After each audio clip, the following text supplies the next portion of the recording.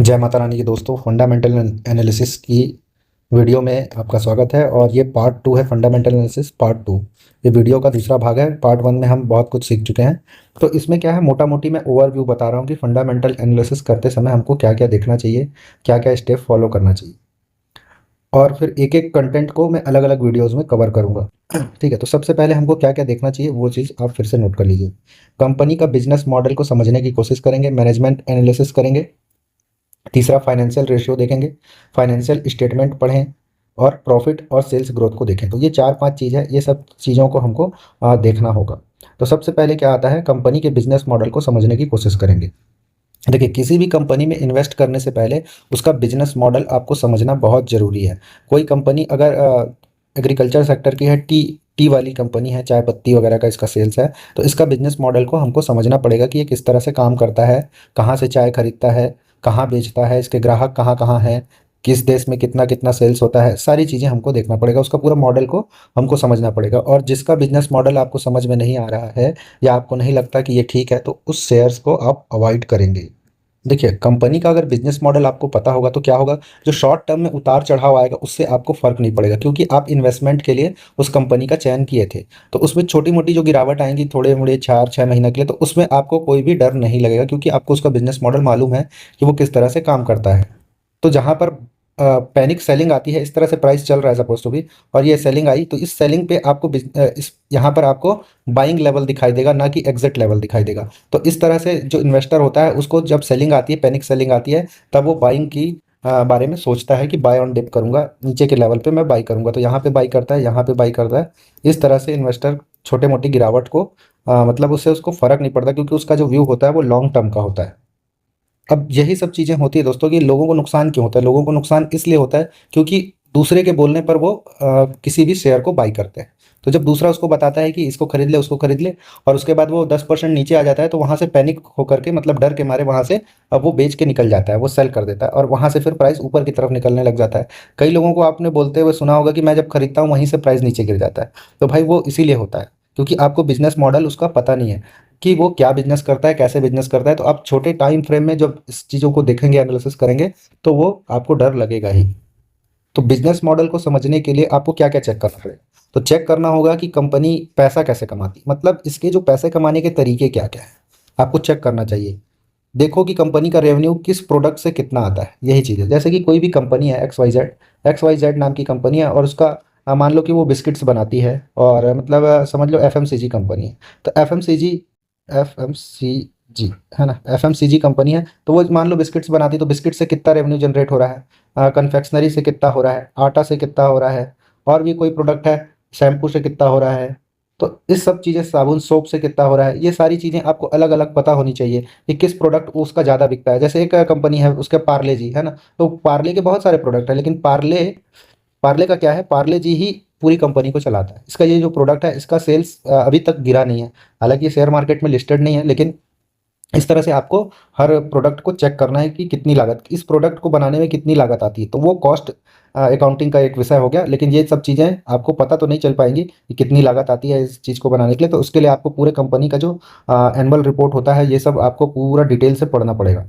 Revenue और खर्चों को अच्छे से समझने की कोशिश करें। तो रेवेन्यू मतलब किसी भी प्रोडक्ट को बेच करके या कहीं से भी उसको जो रेवेन्यू जनरेट हो रहा है, वो रेवेन्यू को देखना है आपको, और उसके जो खर्च हैं यानी कि एक्सपेंस है, तो एक्सपेंस और उसके जो इनकम है उसको आपको देखना होगा कि दोनों में क्या अंतर आ रहा है, कहाँ से इसको रेवेन्यू जनरेट हो रहा है, किस किस प्रोडक्ट से, और कहाँ कहाँ पे इसने अपना एक्सपेंस कर रहा है, मतलब खर्चे क्या क्या कर रहा है ये, मतलब सैलरी देने में खर्च कर रहा है, या कारखाने, मशीन, बिजली, मतलब कहाँ पे खर्च हो रहा है, कि टैक्स पटा रहा है ये, कि ब्याज पटा रहा है ये। तो ये सब चीज़ें आपको देखना पड़ेगा कि कहाँ पे इसका क्या स्थिति है।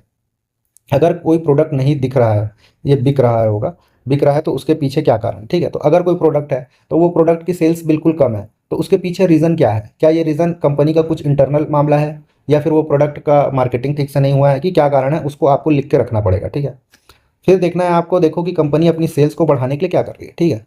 तो कंपनी सेल्स को बढ़ाने के लिए क्या कर रही है, मान लो एफएमसीजी कंपनी है, तो एफएमसीजी की कंपनी को सेल्स बढ़ाना ही पड़ेगा। देखो, एडवर्टाइजमेंट कराना पड़ता है, ठीक है, फिर सेल्स टीम होती है उनकी, तो सेल्स टीम होती है, उनको टारगेट मिलता है। तो इस टाइप के इसके देखना पड़ेगा कि क्या क्या कर रहा है, नए प्रोडक्ट लॉन्च कर रहा है तो उनके जो कस्टमर हैं उनको क्या कुछ बेनिफिट दे रहा है, क्या कोई स्कीम दे रहा है ना, तो किस तरह के ऐड आ रहे हैं उसके, तो ये सब चीज़ आपको देखनी पड़ेगी। तो सेकंड स्टेप रहेगा मैनेजमेंट एनालिसिस, और ये मैनेजमेंट एनालिसिस फंडामेंटल एनालिसिस का जो सेकंड पार्ट है, ये बहुत ज़्यादा इंपॉर्टेंट है। मैनेजमेंट एनालिसिस, देखिए फंडामेंटल एनालिसिस में कंपनी के मैनेजमेंट एनालिसिस बहुत इंपॉर्टेंट स्टेप होता है। ठीक है, देखिए कोई भी मैनेजमेंट है उसका जो बोर्ड ऑफ डायरेक्टर्स हैं, जो शेयर होल्डर हैं, तो जो प्रमोटर्स हैं, और जो सीईओ है, जो बड़े बड़े पद में सीएफओ है, तो ये सब जो होते हैं एमडी होते हैं, तो ये सब ईमानदार हैं कि नहीं, उसका मैनेजमेंट वो पता चल रहा है कि अंदर ही अंदर गेम कर रहा है ना। कई लोग, अभी ऐसा भी हुआ है एक कंपनी में कि शेयर प्रमोटर ने अपने ही शेयर बेच दिए और सेबी को बताया ही नहीं, उसने सेबी को इन्फॉर्म ही नहीं किया, अंदर ही अंदर अपने ही गेम खेल लिए लोग। तो उस कंपनी का नाम आपको पता ही होगा। तो अगर वो लोग ईमानदार नहीं है तो क्या होगा, फिर उस कंपनी की तरफ देखना ही नहीं है आपको। ऐसा एक स्कैम कहाँ हुआ था, सत्यम में हुआ था। तो सत्यम में क्या हुआ था, सत्यम में मैनेजमेंट ईमानदार नहीं था, फंडामेंटल एनालिसिस फाइनेंशियल स्टेटमेंट इसके बहुत अच्छे थे, बैलेंस शीट भी बहुत अच्छी थी, लेकिन मैनेजमेंट की नीयत खराब थी और इन्वेस्टर का पैसा डूब गया था। ठीक है, तो बैकग्राउंड आपको देखना पड़ेगा, मैनेजमेंट कैसा है, ईमानदार है कि नहीं। जैसे कि टाटा की जो ग्रुप है, तो उसके जो मैनेजमेंट होते हैं वो एकदम ईमानदार अभी तक का देखने को मिला है, अभी तक का। तो इस तरह से जो कंपनियों का मैनेजमेंट एनालिसिस बहुत जरूरी होता है। तो मैनेजमेंट एनालिसिस करने के लिए आपको क्या क्या देखना पड़ेगा, वो मैं अभी आपको बता रहा हूँ। सबसे पहले आपको देखना है कि कंपनी के सभी बोर्ड ऑफ डायरेक्टर्स की एजुकेशनल क्वालिफिकेशन क्या है।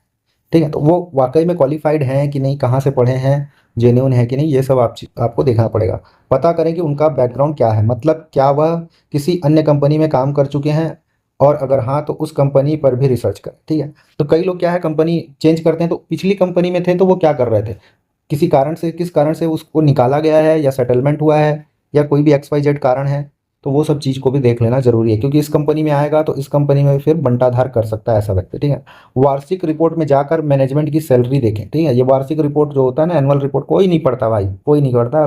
इन्वेस्टमेंट तो सब कर लेते हैं, लेकिन एनुअल रिपोर्ट ही नहीं पढ़ते, क्योंकि बहुत लंबा चौड़ा रहता है। तो उसको देख के हम लोग करेंगे ही क्या, मेरे साथ सीखेंगे तो कम से कम आपको 10 कंपनी के एनुअल रिपोर्ट पढ़ना ही पड़ेगा। फंडामेंटल एनालिसिस 10 कंपनी कम से कम आपको पढ़ना ही पड़ेगा।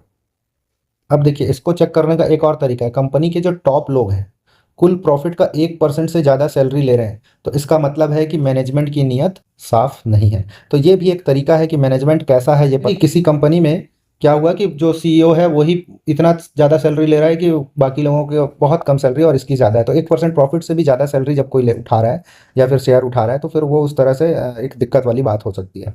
और तीसरा हमको देखना है, तीसरा पॉइंट, फाइनेंशियल रेशियो।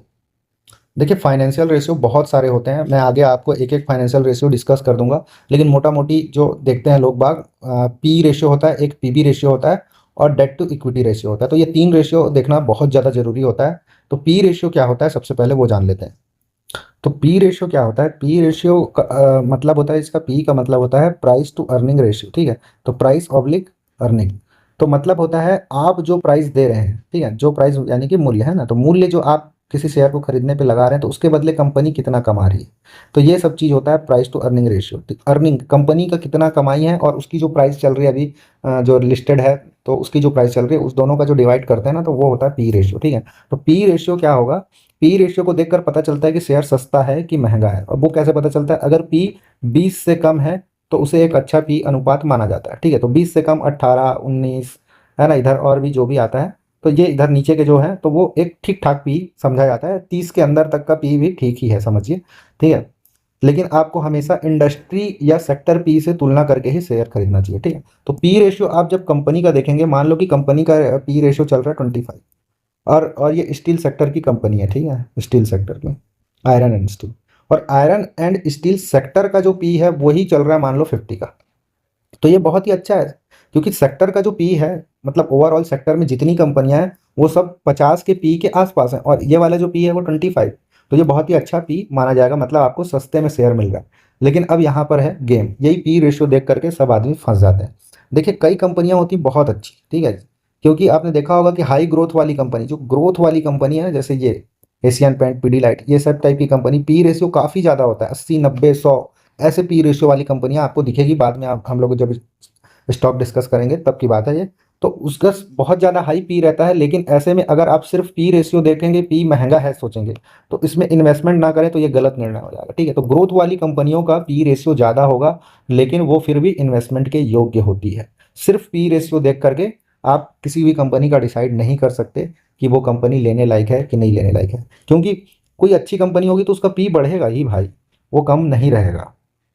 लेकिन ये भी बात है कि कई बोगस कंपनी का भी पी बढ़ा रहेगा, बढ़ा हुआ रहेगा, वो भी 80 90 100 120 130 दिखाएगा, लेकिन इधर फंडामेंटल बाकी चीज़ें चेक करने बैठोगे तो वो सब खत्म है। Debt to equity ratio, sales हो ही नहीं रहा है, उधारी में माल बेच रहा है, दुनिया भर की चीज़ें हैं।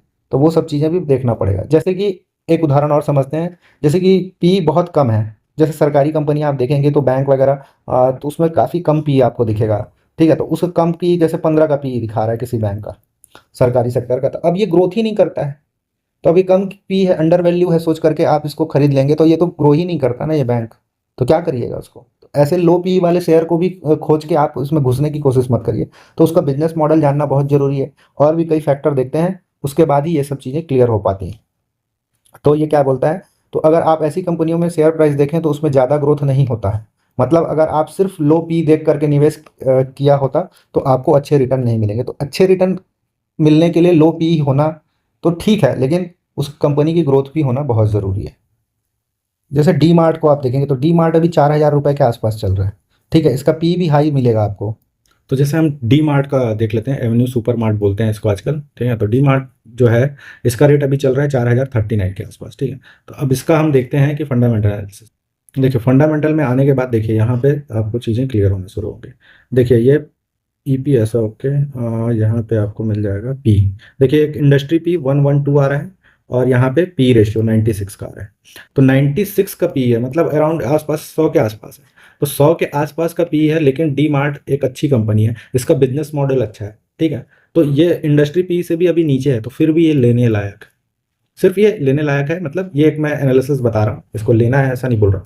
ये एक चीज़ बता रहा हूँ कि इंडस्ट्री पी से नीचे है, लेकिन 100 का पी होने के बावजूद भी ये एक अच्छी कंपनी है।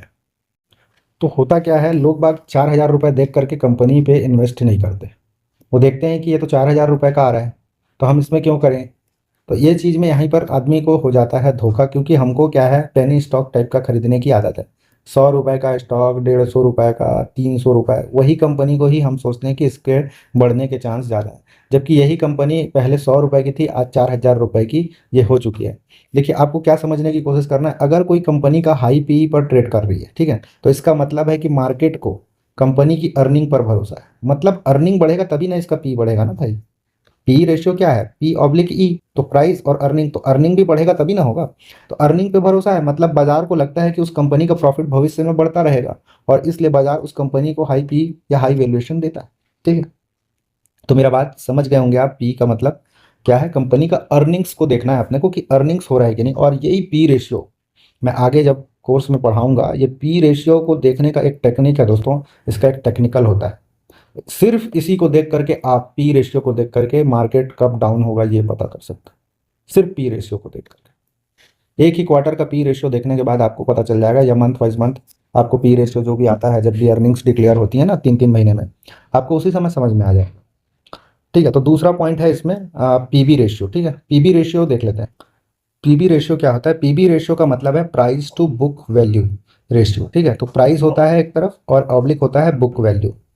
तो बुक वैल्यू क्या होती है ये थोड़ा समझने की कोशिश करिए। तो बुक वैल्यू का मतलब है अगर कंपनी अपनी सारी लाइबिलिटीज को चुका दे, लाइबिलिटीज का मतलब होता है देनदारी, दायित्व। अगर सारे दायित्व को वो चुका दे, यानी कि जितनी भी लेन देनदारी है उसकी वो सब वो पेड कर दे। ठीक है, पेड कर दे, तो उसके बाद कंपनी के पास जो जो भी एसेट्स बचेंगे उनकी वैल्यू ही बुक वैल्यू कहलाती है। मतलब वास्तव में कंपनी का जो वैल्यू है उसी को बुक वैल्यू कहते हैं। एकदम सिंपल सा है, मतलब जितने भी उसकी देनदारी है वो घटा दो तो आपको बुक वैल्यू निकल जाएगी। इसका ज़्यादा फॉर्मूला जानने की ज़रूरत नहीं है, कोई मतलब नहीं है ज़्यादा ज्ञान लेके, सिंपल सी चीज़ें समझेंगे तो ज़्यादा अच्छा है। ठीक है, पीबी रेशियो जितना कम हो उतना अच्छा माना जाता है। ठीक है, तो पीबी रेशियो क्या होना चाहिए, कम होना चाहिए, एकदम लो होना चाहिए, तो वो कंपनी एक अच्छी कंपनी मानी जाएगी। लेकिन क्या होता है, आईटी कंपनी में आपको हमेशा यह ज़्यादा देखने को मिलेगा, क्योंकि उसमें टेंजेबल एसेट्स बहुत कम होते हैं। ठीक है, टेंजेबल एसेट्स आप समझ गए होंगे। तो टेंजेबल एसेट्स क्या होते हैं, वो एसेट्स होते हैं जिसको आप देख सकते हैं और छू सकते हैं, उसको बोलते हैं टेंजेबल एसेट्स। तो इसमें क्या क्या आता है, एक होता है आपका भूमि, ठीक है, दूसरा होता है बिल्डिंग, ठीक है, मशीन्स आ जाते हैं इसमें, और आपके जितने स्टॉक्स हैं वो भी आ जाते हैं इसमें। अब स्टॉक का मतलब ये फिजिकल स्टॉक की बात हो रही है ना, कंपनी का स्टॉक की बात हो रही है। ठीक है, और कार हो गया, फर्नीचर हो गया, तो जितने भी मूर्त हैं उसको बोलते हैं टेंजेबल, मूर्त संपत्ति बोलते हैं, ठीक है। तो जो आईटी का कंपनी होगा, इंफॉर्मेशन टेक्नोलॉजी का, उनके यहाँ सब चीज़ सॉफ्टवेयर होता है। तो उनके यहाँ पे हार्डवेयर बहुत कम होता है, मतलब मशीन होगा तो उनके पास में सिस्टम होगा, कंप्यूटर्स होंगे, लैपटॉप होगा, हार्ड डिस्क होगा, या फिर जो भी उनका स्टोरेज के लिए जो भी यूज़ कर रहे होंगे वो सब चीज़ें होंगी। तो टेंजेबल एसेट्स कम होते हैं उसको, ठीक है। तो इसमें क्या होता है, टेंजेबल एसेट्स कम होते हैं, तो जो देनदारी है, जो एसेट्स जो बचता है वो कम बचता है। तो कम बचता है तो क्या होता है, इन लोगों का हमेशा ज़्यादा देखने को आपको मिलेगा। तो आईटी में पीबी रेशियो आपको ज़्यादा देखने को मिलेगा। तो अब इसमें क्या समझना है कि आपको हाई पीबी रेशियो देखने के बाद आईटी कंपनी बेकार हो गई, ऐसा नहीं है।